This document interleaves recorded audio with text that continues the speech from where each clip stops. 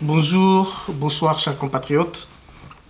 Tout dépend du coin à partir duquel vous nous suivez. Nous voici de retour pour nos émissions patriotiques. Il est important que nous vous rappelions une fois de plus qu'ici, nous ne faisons pas que des analyses politiques. Nous donnons notre point de vue. Parce que nous ne sommes pas des journalistes de formation, mais nous sommes des activistes politiques congolais. Notre objectif, c'est à mettre réellement un terme à l'occupation et à tous ces embranchements que nous voyons dans le pouvoir politique actuel. Mais il est un devoir pour nous, parce que ça fait, plus de 2 semaines, presque 3 semaines, que nous ne sommes pas vus. 3 semaines pendant lesquelles nous étions incapables de répondre à notre rendez-vous hebdomadaire. La raison, vous la connaissez, c'était le deuil. J'avais perdu mon père. Alors pendant que nous étions en deuil, il est un devoir impérieux de remercier vivement et très cordialement toutes les personnes qui nous ont soutenus, ma famille et moi. La liste est tellement longue que je ne pourrai pas vous citer tous. Nous remercions très particulièrement toutes les personnes qui ont réussi de leur présence les obsèques de mon père. Vous avez vu les images sur la chaîne Plus Clair TV, que je remercie.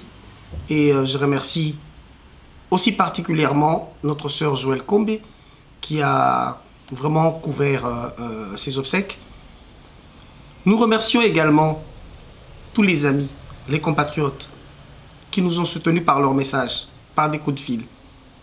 Kerwin Maïzo, Maman Tatiana Osango, Madame Candide Okeke, Marie-Sylvie Donja, tous les bureaux de ALR, Luc Lema, Alain Landou, tous les amis, en tout cas, il y en a beaucoup qui ne m'ont pas laissé un seul jour, qui ont toujours été là, à mes côtés.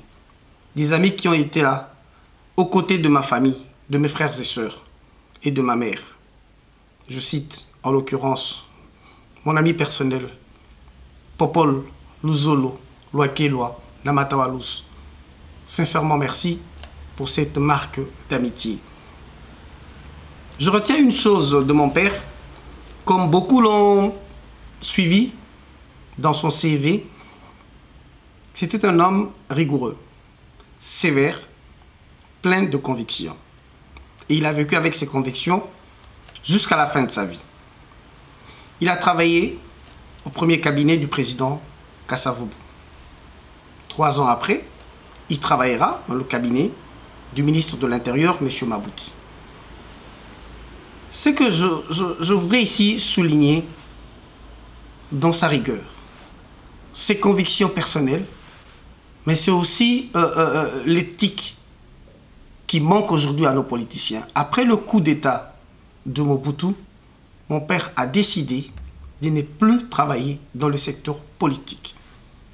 Alors qu'il y avait moyen après, les années 70 ou 70, de revenir sur ce sillage. Parce qu'il y avait plein de membres de famille, tant de son côté que du côté maternel, du côté de ma mère, qui ont travaillé avec Mobutu. Mais il a dit non. C'est alors qu'il sera à la RVA, riche de voies aériennes, et puis il va s'éterniser dans le groupe Coca-Cola jusqu'à ce qu'il ait obtenu sa pension. Pourquoi j'insiste sur la rigueur, la fermeté dans ses convictions personnelles et l'éthique? Parce que c'est ce qui manque à nos politiciens actuels. C'est pourquoi on les voit sillonner partout, à gauche, à droite. Ils sont tantôt du pouvoir, tantôt de l'opposition.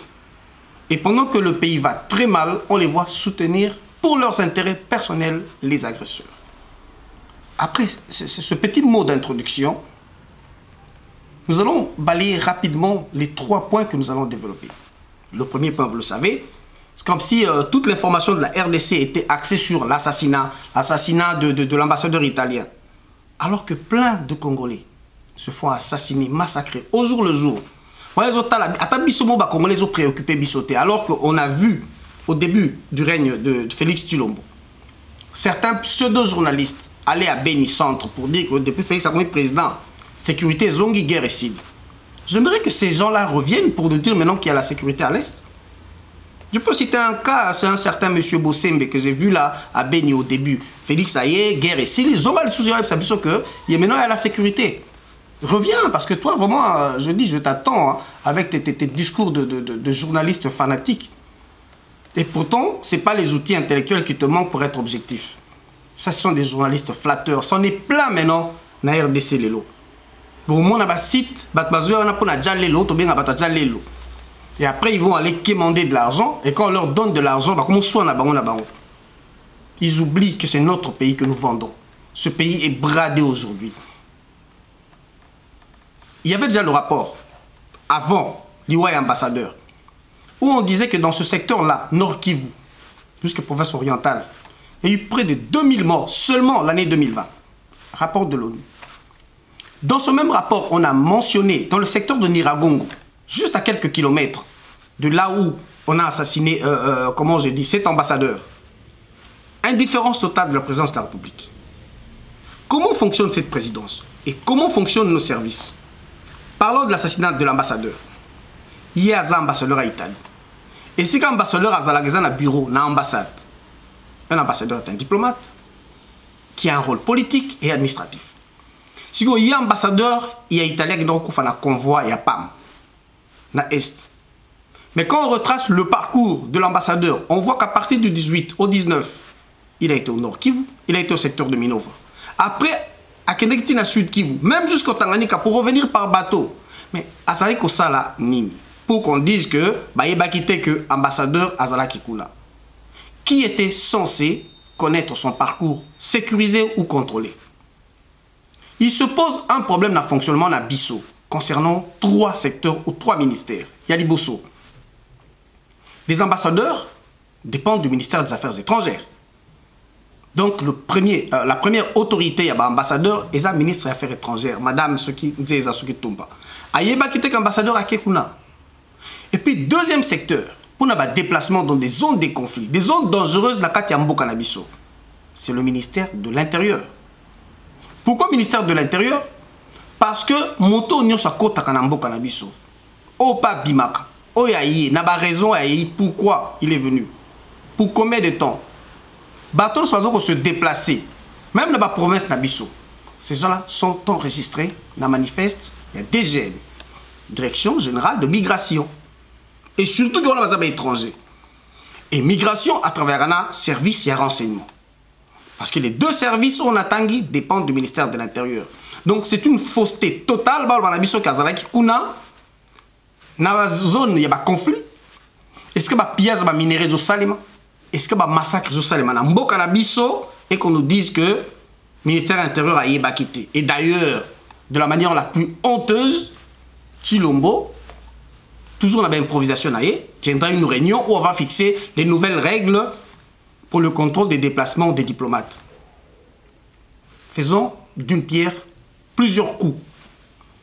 Ce sont les dispositions pour la protection des personnalités, entre griffes des ambassadeurs.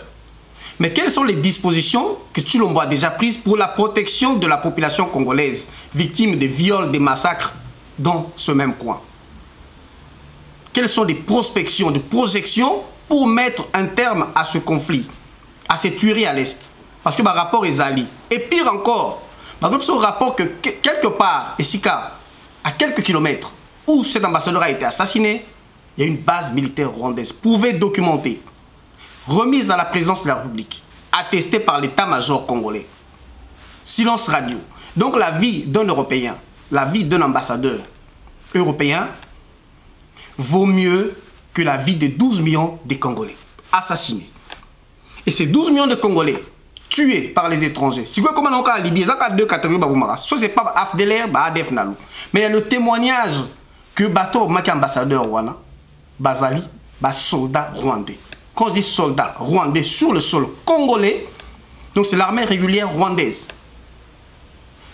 Et là, on D'après quelques personnes de services DGM, de migration, que nous avons pu interroger, les déplacements de ces ambassadeurs-là, pas seulement l'ambassadeur Athanasio, italien, qui a été assassiné, mais l'ambassadeur américain Mike Hammer, combien de fois s'est-il rendu dans cette zone?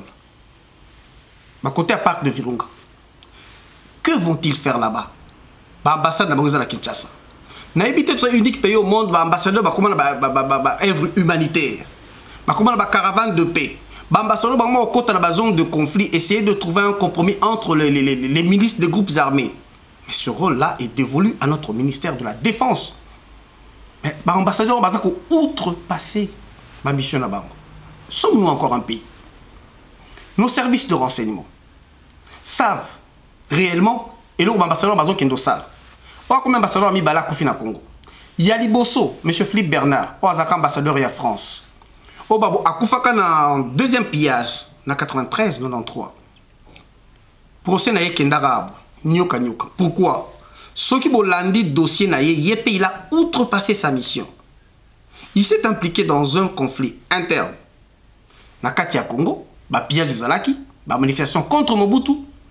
Mais alors que les États-Unis et la Belgique commençaient à rejeter Mobutu, M. Mitterrand restait encore ami à Mobutu.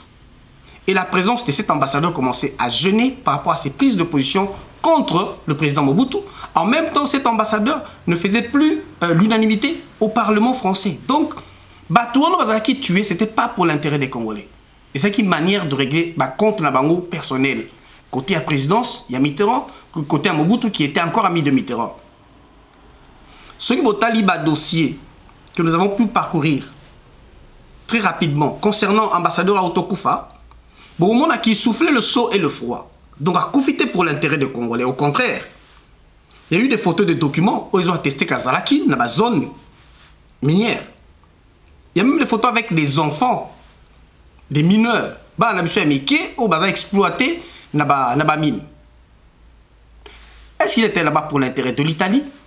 Est-ce que c'est un intérêt personnel ou cet ambassadeur travaille avec des multinationales qui employaient ou qui emploient nos enfants dans la mine? Mais en même temps, dans le dossier, cet ambassadeur lutte contre l'exploitation de la mine et dans un rapport qu'il a envoyé à l'UNICEF.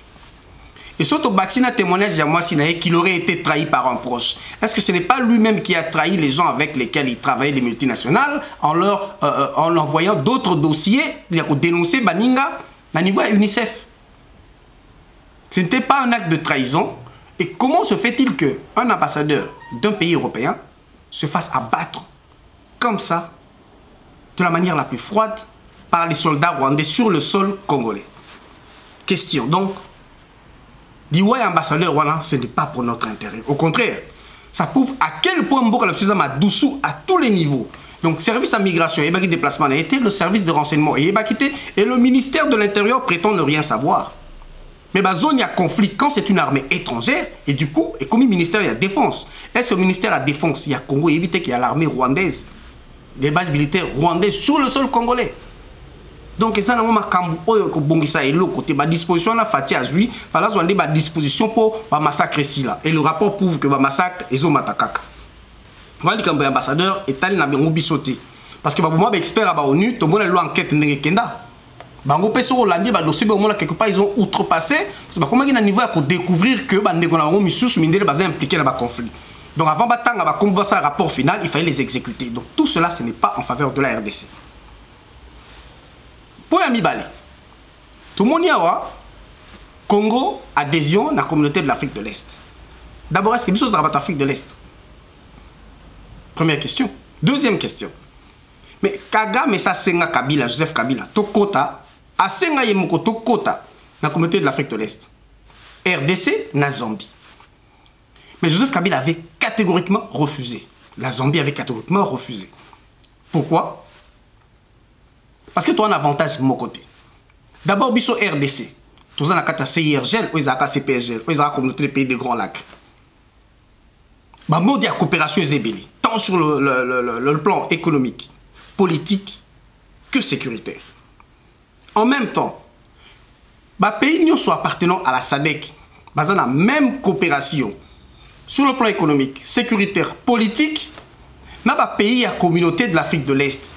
C'est la raison que Kabila, Joseph Kabila, au Troubinga Rwandais, a pour ça qu'il parle que nous n'avons aucun intérêt. Il y a une communauté, il y a Afrique de l'Est. Et d'abord, dans la communauté Afrique de l'Est, langue na bango qu'ils utilisent, c'est l'anglais. Ndenge Kagame a commis ça Rwanda anglophone. Mais cette fois-ci, depuis que Félix a commis le pouvoir, Yemo Kutu a adressé une lettre d'adhésion. Pour dire cela, la lettre rwandaise, ça a des problèmes, écrite en un mauvais français. Pleine de fautes d'orthographe. Tout ça pour faire plaisir à Kagame. Et Kagame est content que Congo a quota et lettre rwandaise a accueilli favorablement et va répondre bientôt. Caprice. Mais quand il est question de problème sérieux à Congo, Bolingi même pas baloba, même pas toucher. Le problème du Rwanda, on n'y touche pas. Et même quand il est question de l'assassinat de cet ambassadeur, ne touchez pas, ne citez pas le Rwandais, ne touchez pas. Ils ont un ambassadeur qui nous insulte chez nous. Et bota la attitude n'a-bas. Il y a union sacrée. Il y a une union sacrée va toucher. Juste un petit point. Ce botali bien tourmo qui est progressivement dans le mode dictatorial. Tout comme il y a une élection en candidat unique. L'union pour sacrifier la nation. Une nouvelle majorité avec les mêmes visages. Candidat, Oya Komilelo, président parlement, Mbosso, FCC, ancien moboutiste. Alors il y a un candidat unique. Membre du bureau provisoire pour organiser les élections, mais il y a un candidat unique, a commis président parlement. Poste à vice-président, il y avait un candidat unique. L'éternel étudiant en première graduat. Monsieur Hydroquinone, Kaboun, toi Kaboun. N'habitez soit contre la place, toi Kata. Token Sénat, Bahati, FCC. Candidat unique. À l'équipe président. Alors, que se cache-t-il derrière Modo comme candidature unique? En démocratie, hein? Mais majorité, on attend qu'on va rappeler une église, les lots. Que Balingui changement, de nouveaux visages. On ne veut pas commencer avec les mêmes criminels, pas avec ceux qui ont détruit ce pays. Tout le monde y réaction, très négative. Comme d'habitude, le tshisekedisme, secte tshisekediste n'a évité, mode de fonctionnement dans Bango Ezali kaka incohérence, insulte, menace. Bah ça Bango remarqué. Tango église catholique, ça ce sera le troisième point. Tension entre l'église catholique et Félix Tshisekedi. Batoyo, il y a eu des pestes. Vous êtes des ingrats à un niveau. Donc, tout le monde doit faire les choses pour l'intérêt Nabino. Pas pour l'intérêt de la RDC, pour l'intérêt Nabino. 2016, vous avez un dialogue à Senko, vous trouvez compromis, vous trouvez Nabino, Souti Lombo, tout le monde Nabino fallait comme premier ministre. Église Esaïe Malam. 2017, Kabila a continué un glissement. L'église catholique a organisé une marche. Une marche en décembre 2017. Une marche dans l'église. L'église a sali sous marche en février. Pour faire pression na Kabila. Biso na diaspora mobimba, tu organisé une marche. Tu as affronté les policiers pour que Kabila ne brigue pas un troisième mandat. C'était pour l'intérêt national. Boké Rosala ba dialogue na Bino, na Genève. Pour salir la mouka pour avoir un candidat. Pour présenter Martin Fayulu. Chilombo pour tes intérêts personnels. Bolongwe na Kamere. Pour salir na Kabila. Fraude électorale. Bah proclamer yo. Tous les rapports, y compris bah PV Église et l'Axi qui ont gagné l'élection. Chilombo.